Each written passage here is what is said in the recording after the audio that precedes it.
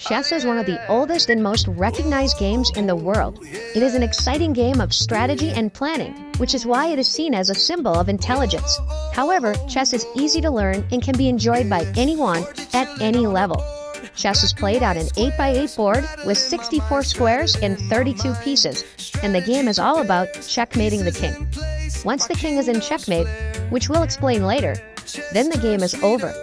So to start, let's meet the king. Even though the king is the most important piece in chess, it isn't the most powerful. The king can only move one square at a time in any direction. Here are the squares where the white king can currently move. Here's one move. Now the king could move here, and here's another king move. In chess, both players have identical sets of pieces. You have a king, and so does your opponent. Each player will take turns making a move until the game is over.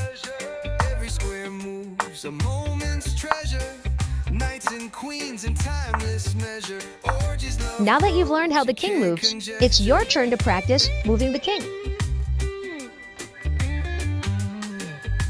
The king might be the most important piece in chess, but the queen is by far the most powerful. Like the king, the queen can move in any direction. Forward, backward, to the sides, as well as diagonally. Unlike the king, the queen can move as far as she wants in any direction. The one thing the queen can't do is jump over other pieces. Let's look at some queen moves. In this position, the queen could go all the way up the diagonal. She could slide all the way across the board. She could now move all the way down here, or she could make some shorter moves, like here, here, and here's another queen move. Earlier, we mentioned that the queen cannot jump over other pieces. In this position, let's say the queen wants to get to this square. Notice that the king is currently in the way of the queen. So the queen would have to move to another square first, and only then, on the next turn, could the queen move here. Now that you've learned how the queen moves, it's your turn to practice moving the queen. After the queen, the rook is the second most powerful piece. It can move up, down, and to the sides as far as it wants. But the rook can only move in straight lines. Like the other pieces we've looked at so far, the rook also can't jump over any other piece. Let's take a look at some rook moves. In this position, the rook could move straight up. It could slide to the corner. It could move all the way down the board. Now it could swing to the other side, or it could make some shorter moves, like here and here. Now that you've learned how the rook moves, it's your turn to practice moving the rook.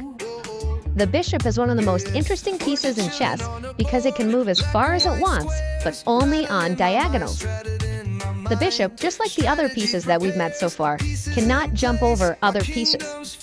This means that the bishop has to stay on the same colored square it starts the game on for the entire game. In chess, you get two bishops. This bishop is called the light-squared bishop because it can only travel on the light squares.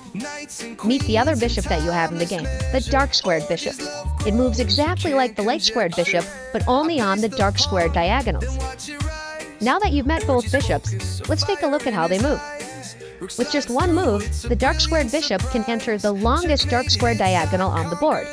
Let's do the same with the light-squared bishop. Now, notice no matter how many bishop moves we make, the bishops never cross paths. They never block each other. And the reason why is because they're on opposite colored squares, so they never interfere with each other. They make a good team. Now that you've learned how the bishops move, it's your turn to practice moving the bishops. The knight is perhaps the most fun piece in chess. It is the only piece in chess that does not move in some sort of straight line. It moves in a strange L shape. The other interesting thing about the knight is it's the only piece in chess that can jump over other pieces, like this. It takes a little practice to understand exactly how the knight moves. It goes two squares in one direction and then one square to the side, like this. Highlighted are all the possible squares the knight can move to on the next turn. Notice it always moves in the same pattern. Two to the side and over one, like this, or like this, up two and over one, or down two and over one.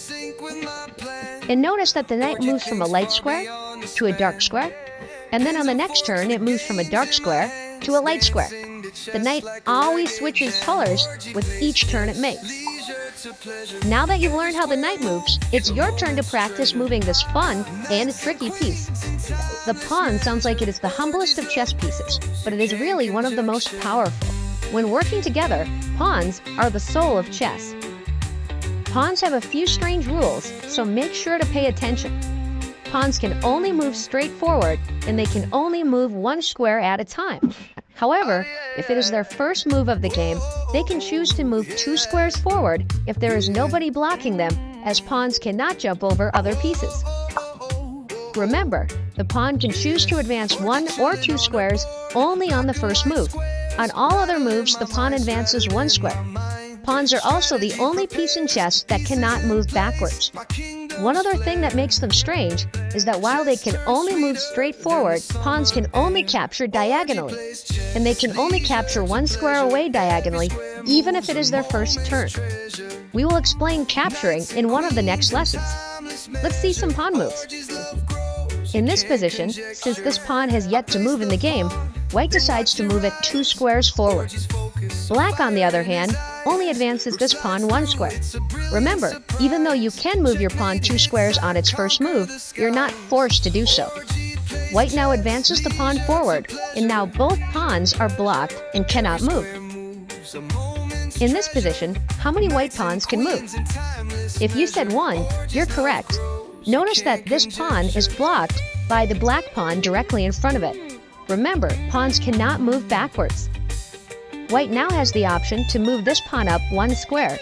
Notice this pawn cannot move 2 squares forward because the black pawn blocks it. Now it's your turn to practice using the pawns.